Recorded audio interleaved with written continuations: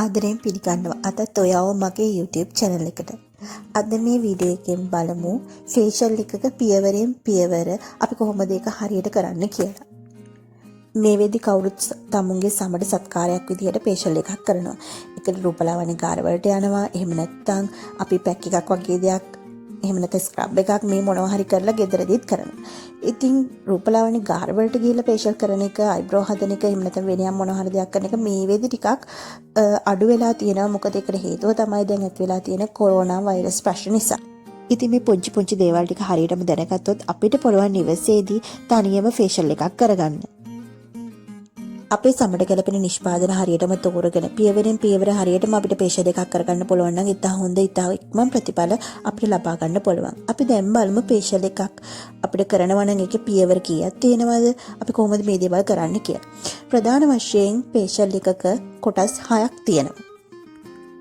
මුලින්ම කරන්නේ අපි ක්ලෙන්සර් කරන එක, දෙවෙනිට ස්ක්‍රබ් කරන එක, තුන්වෙනිට ස්ටීම් කරන එක, ඊට පස්සේ අපිට පුළුවන් ෆේස් මසාජ් එක කරන්න, ඊට පස්සේ අපි ෆේස් පැක් එක දාගන්න පුළුවන්, ඊට පස්සේ අපිට ටෝන කරන්නයි තියෙන්නේ අවසානයේට. ඉතින් මේ වැඩේ තවත් පහසු කරන්න මේ විදි facial kit වෙනද පොලේ අපිට මෙදී ගන්න තියෙනවා. මේ facial kit එකේ තියෙනවා ඔක්කොම ටික ක්ලෙන්සර් එකේ ඉඳන් ටෝන එක වෙනකම්ම මේ කිට් එකේ තියෙනවා. ඉතින් මේක අපේ හැමට ගැලපෙන විදිහට අපේ අවශ්‍යතාවය අනුව අපිට තෝරලා ගන්න පුළුවන්. ඒ වගේම විවිධ වෙළඳ නාම යටතේ මේක අපිට මිලදී ගන්න පුළුවන්.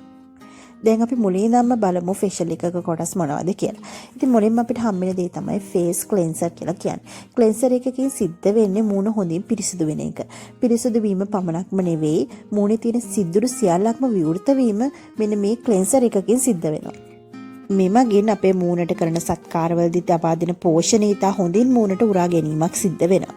ඒ වගේම තමයි ක්ලෙන්සර් එකක් සාමාන්‍යයෙන් සමෙන් සමට වෙනස් වෙනවා. තෙල් සහිත සමට වෙනම, එතකොට වියලි සමට වෙනම, සාමාන්‍ය සමට වෙනම මෙන්න මේ විදිහට අපිට ක්ලෙන්සර් මිලදී ගන්න පුළුවන්. ඒ වගේම තමයි ක්ලෙන්සර් එකක් සාමාන්‍යයෙන් ඇස්වටා ප්‍රදේශයේ හැරෙන්න විනාඩි 3ක කාලයක් විතර කිරීම ප්‍රමාණවත් වෙනවා. දෙවැනියට අපිට හමු වෙන දේ තමයි ස්ක්‍රබ් කිරීම. ඉතින් මේ දෙවැනි පියවර එහෙම නැත්නම් ස්ක්‍රබ් කිරීමෙන් අපේ මූණේ තියෙන මැරෙන සම හොඳින් ඉවත් වෙලා යනවා. ඉතින් මේ ස්ක්‍රබ් කිරීම හරිම විශේෂයි. අපේ මූණේ තියෙන black heads, white heads වගේ දේවල් ඉවත් කරගන්න පුළුවන්. ඒ වගේම අඳුරු පැල්ලම් ඒ වගේ දේවල් ඉවත් කරගන්න පුළුවන්. තෙල් ගතිය පාලනය කරගන්න පුළුවන්.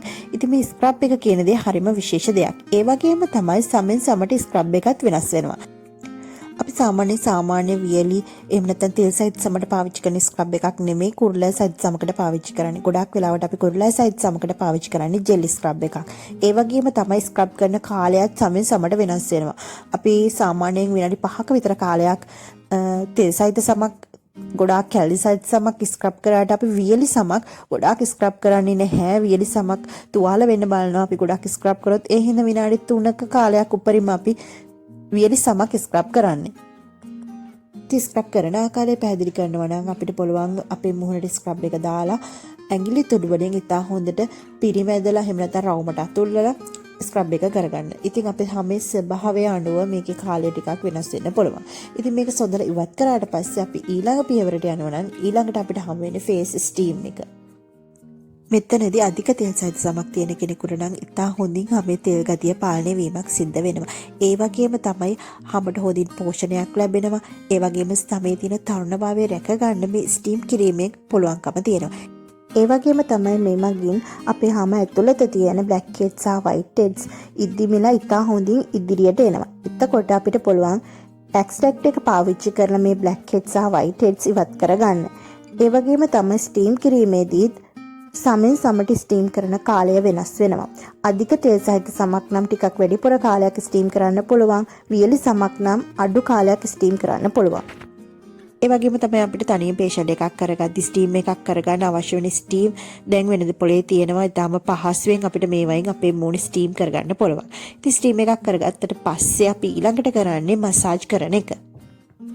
මෙතනදී අපේ මූණ හොඳින් රුධිර සංසරණයක් සිද්ධ වෙනවා. ඒකෙන් මූණ හොඳින් පැහැපත් වෙන්න, black heads සහ white heads වගේ දේවල් ඇතිවීම පාලනය කරන්න.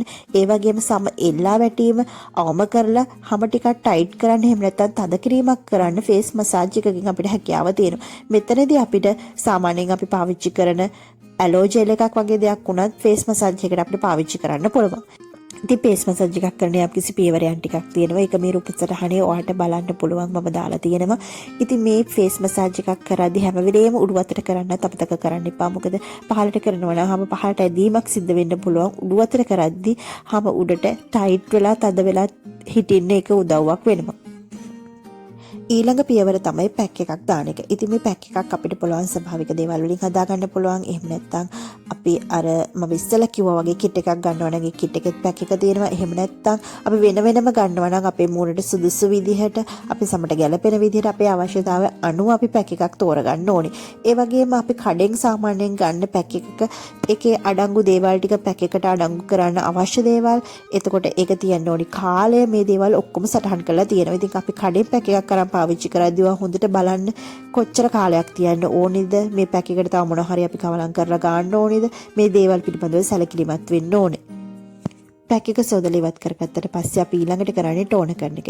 ඉතින් මේ ටෝන කිරීමත් හරිම විශේෂයි. ඒකට හේතුව තමයි අපි ඉස්සෙල්ලා ක්ලෙන්සර් කිරීමකින් අපේ මුණේ තියෙන සිදුරු සියල්ලක්ම විවෘත කරගත්තා. දැන් අපි ෆේෂල් එක කරලා අපේ සමේ අභ්‍යන්තරයට දැන් ෆේෂල් එක හොඳටම කාවැදිලා තියෙන්නේ. දැන් මේ වෙලාවේදී අපි ටෝන කරලා සිදුරු වසා ගැනීමක් සිදු කරන්න ඕනි. එහෙම නැත්නම් සම ඇතුළට කුණු දූවිලි වගේ දේවල් ගිහිල්ලා black heads white heads එහෙම නැත්නම් pimple මෙන්න මේ වගේ දේවල් ඇති වෙන්න පුළුවන්.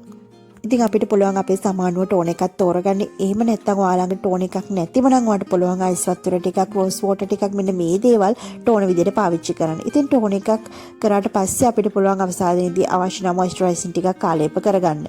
ඉතින් ප්‍රධානම පියවරවල් 6 තමයි මෙතනදී මම ඔයාලට ගෙනාවේ. ඉතින් මේ පියවරයන් ටික ගැන අවබෝධයක් තියෙනවා නම් ඔයාලට පුළුවන් නිවසේදී ඔයාගේ මුහුණට ගැළපෙන නිෂ්පාදන තෝරගෙන ෆේෂල් එකක් ගෙදරදීම කරගන්න. ඉතින් ඉදිරියේදී මේ ෆේෂල් එකක කොටස් පියවරෙන් පියවර තවත් විස්තරාත්මකව වීඩියෝ වලින් අරගෙන එන්න මම සූදානම් කරලා තියෙනවා. ඉතින් මේ වීඩියෝ එකෙන් ඔයාලට යම්කිසි අවබෝධයක් මේ ගැන ලැබෙන්න ඇති කියලා මම විශ්වාස කරනවා. ඉතින් ඔයා මේ වීඩියෝ එකට කැමති නම් ලයික් කරන්න, කමෙන්ට් කරන්න, ෂෙයා කරන්න. ඒ වගේම කේක් වලටත් බියුටි වලටත් ආදරය කරන ඔයාලට පුළුවන් මගේ YouTube channel එක subscribe කරලා මාත් එක්ක එකතු වෙන්න. ඒ වගේම Chathu beauty salon and cake arrangement මගේ page එකත් එක්කත් ඔයාලට එකතු වෙන්න පුළුවන්. ඔයාව ලස්සන කරන තවත් වීඩියෝ එකකින් ආයෙත් හමු වෙමු. ස්තුතියි.